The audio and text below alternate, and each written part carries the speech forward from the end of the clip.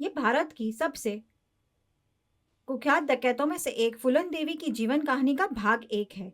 तमाम कठिनाइयों और राजनीतिक चुनौतियों के बावजूद उन्होंने कभी हार नहीं मानी और संघर्ष जारी रखा। हालांकि उनके द्वारा की गई क्रूर हत्याओं के कारण कई लोग उन्हें एक निर्दयी अपराधी के रूप में देखते हैं।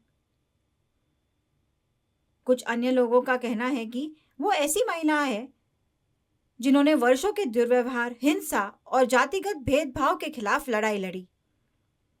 वह इतनी निडर थी कि वे डकैत गिरोह में तब शामिल हुई जब उसे पुरुषों की दुनिया माना जाता था। फूलन देवी की जीवन कहानी उनकी कही आप बीती जीवनी और पुलिस जांचों से प्राप्त जानकारी से हुई।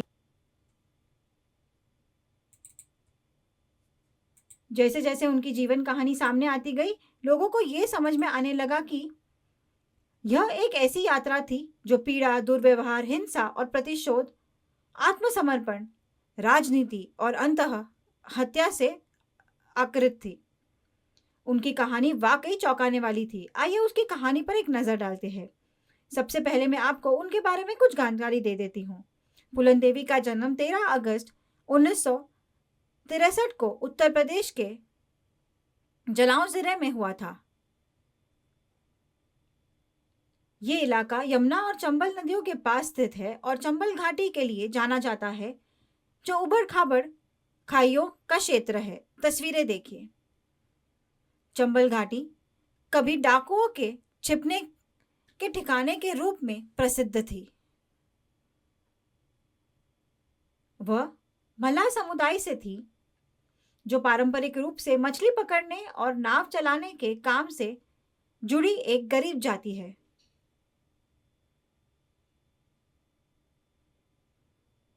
परंपरागत रूप से यह मल्लाह समुदाय का व्यवसाय रहा है। उनका परिवार गरीबी में रहता था और कई ग्रामीण परिवारों की तरह वे खाना पकाने के लिए गैस का इस्तेमाल नहीं करते थे,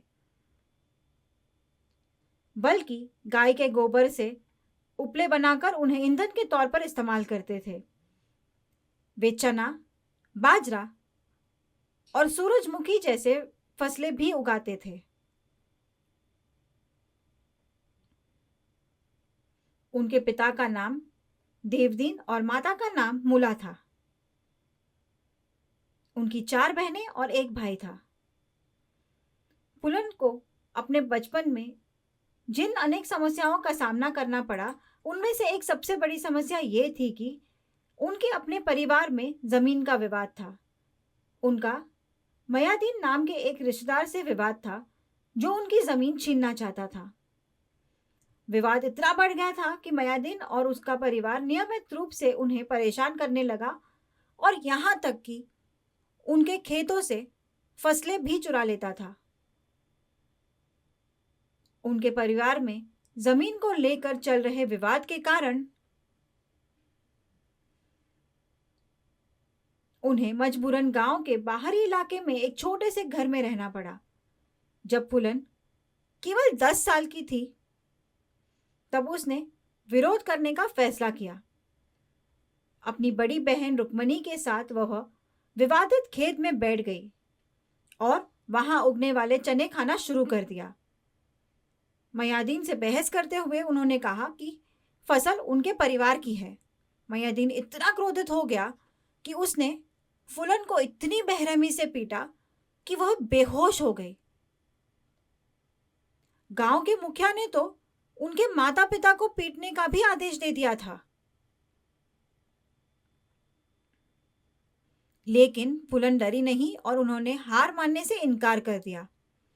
इसके कुछ ही समय बाद उनके माता पिता ने उनकी शादी का इंतजाम कर लिया, क्योंकि उन दिनों में बाल विवाह आम बात थी। फूलन का विवाह पुतीलाल नामक एक व्यक्ति से हुआ था, जिसकी उम्र उनसे लगभग 3 गुना थी। बदले में उसने उनके माता पिता को 100 रुपए, एक साइकिल और एक गाय दी। फूलन इस बात पर सहमत हुई थी कि वह 3 साल बाद अपने पति के साथ रहना शुरू करेगी। हालांकि पुतीलाल केवल 3 महीने बाद लौटा और उसे अपने साथ ले गया। वो अभी भी बच्ची थी। पुतीलाल ने बार बार उसके साथ बलात्कार किया और वह गंभीर रूप से बीमार हो गई। अंततः जब उनके माता पिता ने उन्हें बीमार देखा तो वे उन्हें वापस घर ले आए, जहां उन्हें मीजल्स होने का पता चला। घर लौटने के बाद उन्हें सामाजिक कलंक का सामना करना पड़ा, क्योंकि उस समय पति को छोड़ना एक बड़ा अपमान माना जाता था। आज का समय बदल गया है। झगड़े के बाद महिलाएं अपने माता पिता के घर लौट सकती है। पहले अधिकांश लोगों के पास कष्ट सहने के अलावा और कोई विकल्प नहीं था। मयादीन ने इस स्थिति का फायदा उठाया, क्योंकि समाज उन्हें और उनके माता पिता को नीचा दिखा रहा था। ठीक होने के बाद फुलन ने अपने पति के घर लौटने से इनकार कर दिया और समाज ने इसके लिए उन्हें अपमानित किया।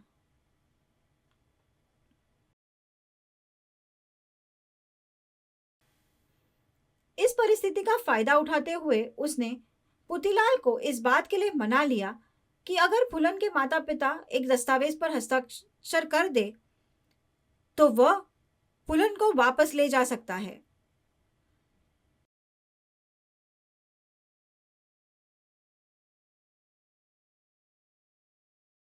इसके विपरीत वह उसे स्वीकार नहीं करेगा। हालांकि परिवार अशिक्षित था, लेकिन उन्हें अभी भी डर था कि इस दस्तावेज के तहत उनकी बची हुई जमीन मयादीन को चली जाएगी, इसलिए उन्होंने इनकार कर दिया। उन्होंने उसे बताया कि फुलन उनके घर ही रहेगी। मयादीन ने एक मौका गवा दिया था।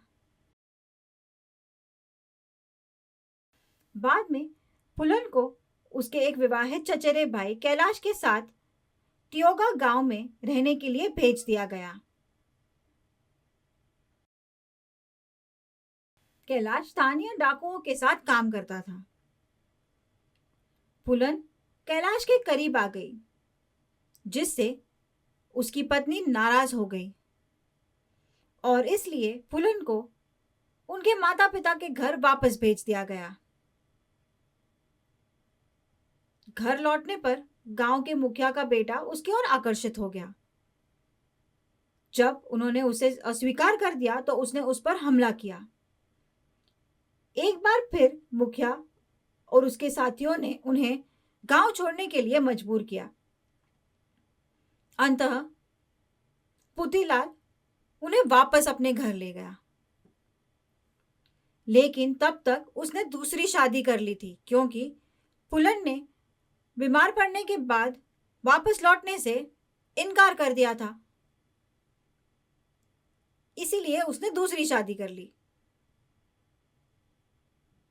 उसने फुलन के साथ क्रूरतापूर्ण व्यवहार किया, जिससे उसे बहुत कष्ट सहना पड़ा। कुछ वर्षों बाद पुतीलाल ने यमुना नदी के पास फुलन को छोड़ दिया। वह एक बार फिर अपने माता पिता के घर लौट आई। फिर जनवरी 1979 में मयादीन ने परिवार की फसलों को नष्ट कर दिया और उनकी जमीन पर लगे नीम के पेड़ को काटना शुरू कर दिया। फुलन ने उस पर पत्थर फेंके और उसके चेहरे को चोट पहुंचाई। मयादीन ने उन पर चोरी का झूठा आरोप लगाया। पुलिस ने उन्हें गिरफ्तार कर लिया और करीब 1 महीने तक हिरासत में रखा। फुलन के अनुसार पुलिस हिरासत में उनके साथ बलात्कार किया गया और उन्हें गंभीर यातनाएं दी गई। फिर जुलाई 1979 में बाबू गुजर के नेतृत्व वाले डाकुओं के गिरोह ने फुलन को उनके घर से अगवा कर लिया और बार बार उनके साथ बलात्कार और दुर्व्यवहार किया। हालांकि गिरोह के दूसरे नंबर के सरगना विक्रम मला ने उनके साथ किए गए कठोर व्यवहार पर आपत्ति जताई। अंततः विक्रम ने बाबू गुजर की हत्या कर दी और गिरोह का नया सरदार बन गया। उसने फुलन की रक्षा की, बंदूक चलाना सिखाया और आखिरकार दोनों को प्यार हो गया। अगले 1 साल तक उन्होंने चोरी की पुलिस वर्दी पहनकर वाहनों को लूटा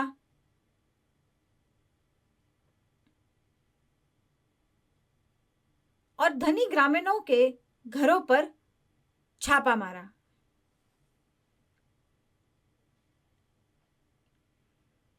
गिरोह ने पुतीलाल को भी ढूंढ निकाला और फुलन के साथ पहले किए गए व्यवहार के लिए उसे दंडित किया।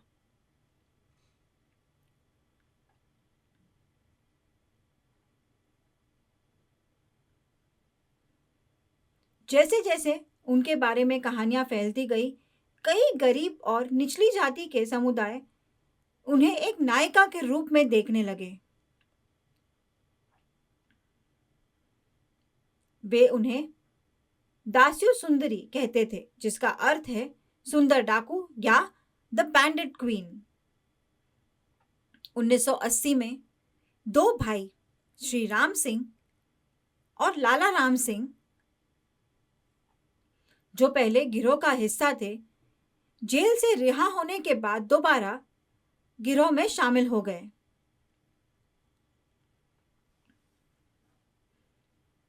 वे उच्च जाति के थे और उन्होंने निम्न जाति के विक्रम को अपना नेता मानने से इनकार कर दिया।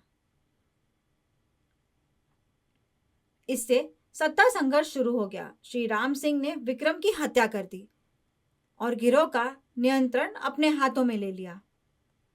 विक्रम के संरक्षण के बिना फुलन एक बार फिर कैदी बन गई।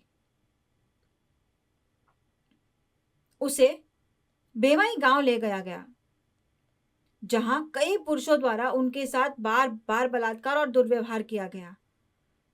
उनके अनुसार उन्हें ग्रामीणों के सामने नग्न अवस्था में गांव के कुएं से पानी लाने के लिए मजबूर किया जाता था।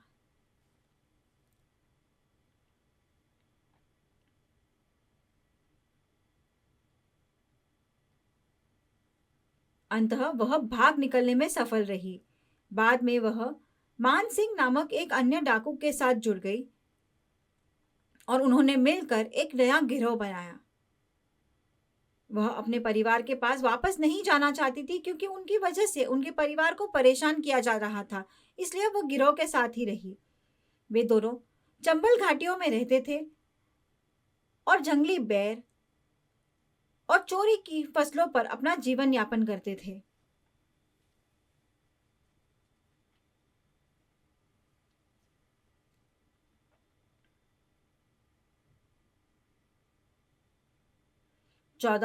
फरवरी 1981 को फुलन और उनका गिरोह बेमई लौट गया।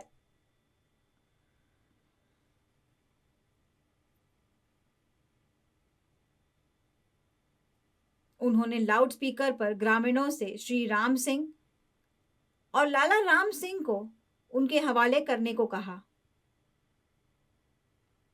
गिरोह ने घरों की तलाशी ली और कीमती सामान लूट लिया। जब दोनों नहीं मिले तो यमुना नदी के पास 22 लोगों को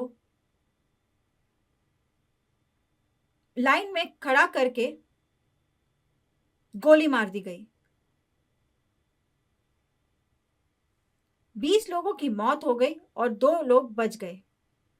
इस नरसंहार ने पूरे देश को झकझोर कर रख दिया, क्योंकि मारे गए लोगों में से कई निहत्थे ग्रामीण थे।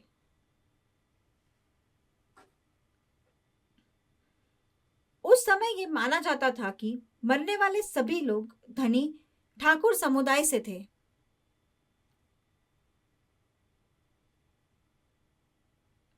बाद में पता चला कि पीड़ितों में ये लोग शामिल थे। धनी ठाकुर समुदाय से 17 लोग, एक दलित, एक मुस्लिम और ओबीसी समुदाय से एक व्यक्ति। कुल मिलाकर 20 लोगों की मौत हो गई और 2 बच गए।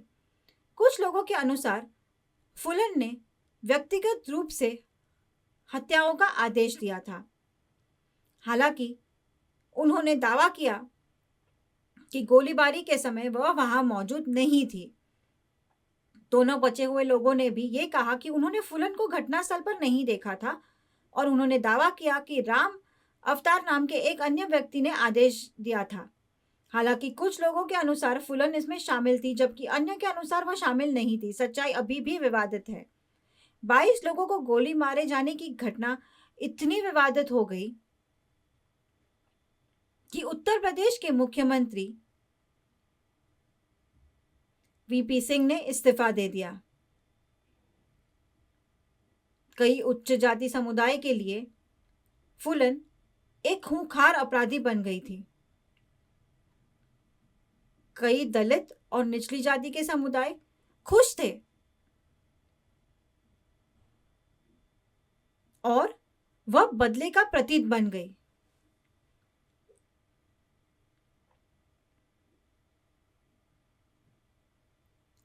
अधिकारियों ने उनके खिलाफ 48 आपराधिक मामले दर्ज किए, जिसमें हत्या, अपहरण और डकैती शामिल है। पहले देखते हैं कि उनकी गिरफ्तारी से पहले क्या हुआ था। 2 साल तक वो फरार रही।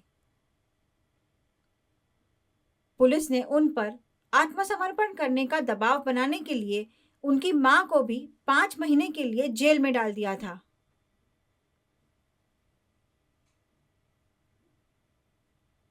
अंततः 1983 में फुलन और पुलिस अधिकारी राजेंद्र चतुर्वेदी के बीच कई महीनों तक विभिन्न लोगों और पत्रों के माध्यम से बातचीत चलने के बाद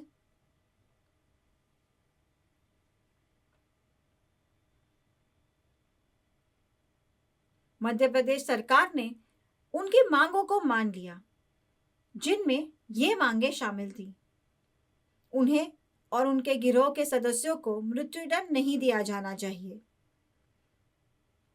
अधिकतम 8 साल की कारावास की सजा, हथकड़ी नहीं लगनी चाहिए। उन्हें उत्तर प्रदेश में नहीं, मध्य प्रदेश में जेल भेजा जाना चाहिए। इसका कारण मैं वीडियो में आगे बताऊंगी। उनके परिवार के लिए जमीन और उनके भाई के लिए एक सरकारी नौकरी। उन्होंने केवल तब भी आत्मसमर्पण करने में सहमति जताई जब उनकी मांगे मान ली जाएगी।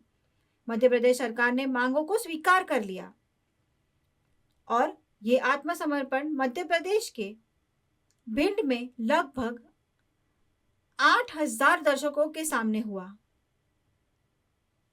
भारत में ऐसा पहली बार हुआ था। 8,000 दर्शक, मान सिंह समेत गिरोह के 7 सदस्यों ने फुलन के साथ आत्मसमर्पण कर दिया। जब पुलिस इंतजार कर रही थी, पुलिस की वर्दी और लाल बंडना पहने हुए फुलन आई और सबसे पहले देवी दुर्गा और महात्मा गांधी की तस्वीरों के सामने प्रणाम किया। लोग उनकी शक्तिशाली आभा से स्तब्ध रह गए और मध्य प्रदेश सरकार को अपनी मांगे मनाने के लिए मजबूर कर दिया। हालांकि अधिकतम 8 साल की सजा का वादा किया गया था, लेकिन मुकदमे चलते रहने के कारण फुलन ने 10 साल से अधिक समय जेल में बिताया।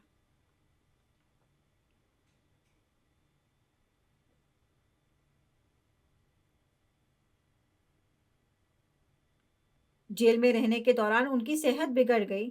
उन्हें टीबी हो गया था। उनके पेट में 2 ट्यूमर थे और उनकी सहमति के बिना उनका गर्भाशय निकाल दिया गया, जिससे वह बेहद क्रोधित हो गई थी।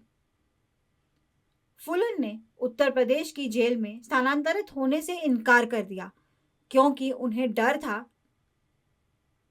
कि उत्तर प्रदेश की जेलों में उनकी हत्या कर दी जाएगी।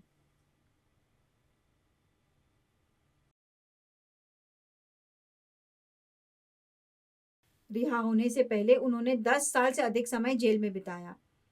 भारत के सबसे वांछित डाकुओं में से एक सांसद कैसे बनी और फिर उनकी गोली मारकर हत्या कर दी गई, इसका खुलासा भाग 2 में होगा, तो देखते रहिए।